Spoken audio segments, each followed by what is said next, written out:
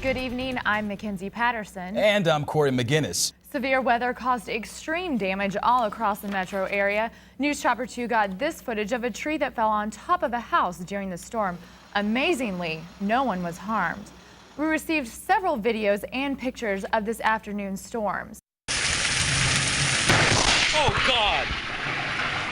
Oh, my God. You can see the hail pounding the ground seconds before the huge lightning strike. The city of Atlanta is placing a new focus on crimes made against the gay, lesbian, bisexual, and transgender community. Several leaders, including the police chief, answered questions at a town hall meeting held in Northeast Atlanta. Mayor Kasim Reed was also in attendance.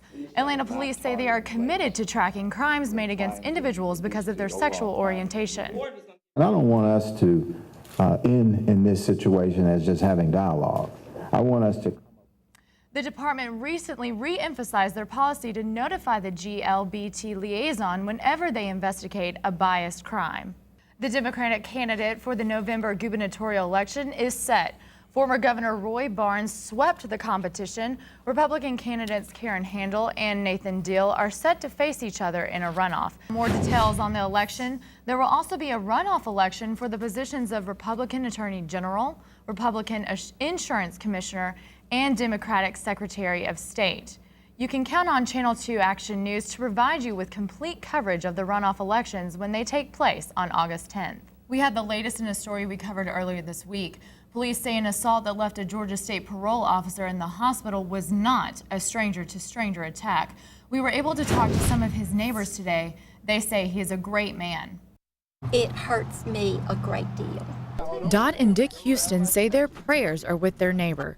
George Walker is in a medically induced coma after this man, Gregory Johnson, beat and robbed him in Central Park.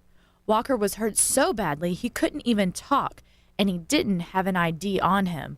The hospital had to name him a John Doe. Even without an ID, police were able to trace Walker's car to the Eagle Bar in Atlanta. I think they dusted the car and did some investigation, and they did take the car off of our property. Walker has served on the Georgia State Board of Pardons and Paroles for 8 years. He is the father of 2. I enjoyed his daughters very much. I would go over and they would come and visit me, and we'd share flowers and have a good time together. The Houstons say they wish the best for Walker. And I miss him a lot. We did try talking to Walker's family, but they weren't available. Johnson is set to be in court tomorrow. We will bring you more as the details come in. Today we learned Georgia was named as one of the top 19 finalists in Race to the Top. The federal competition awards stimulus money for schools. Last spring, Georgia finished 3rd behind Tennessee and Delaware. If they progress, Georgia could receive up to $400 million over 4 years.